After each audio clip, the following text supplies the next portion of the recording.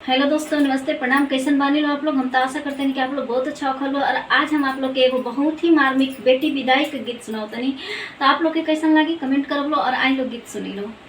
और हो सके अच्छा लगी तो शेयर भी कर दे लो। सब्सक्राइब करे के ना करे नहीं तो सब्सक्राइब ना करे नहीं लो। तो अगर अच्छा लगी तो सब्सक्राइब करो लो प्लीज।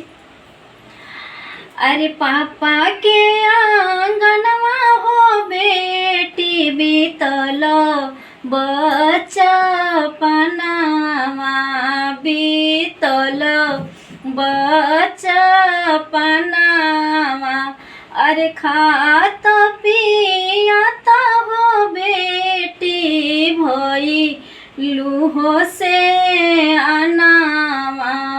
अरे भई लूहो से अनावा।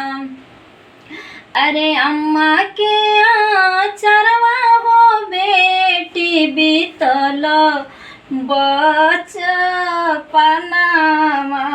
बीतल बचपनावा।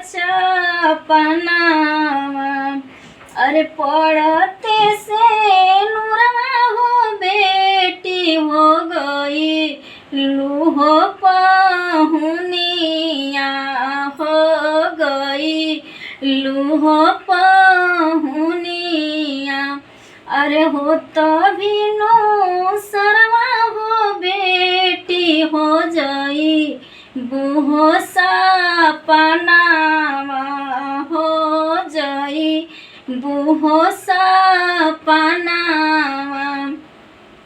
अरे सुन होई जई है नियो बेटी पापा के हो बेलिया। अरे पापा के हो बेलिया। अरे सुन होई जई है नियो बेटी अम्मा के होया चरावा। अरे अम्मा के होया चरावा। बढ़िया।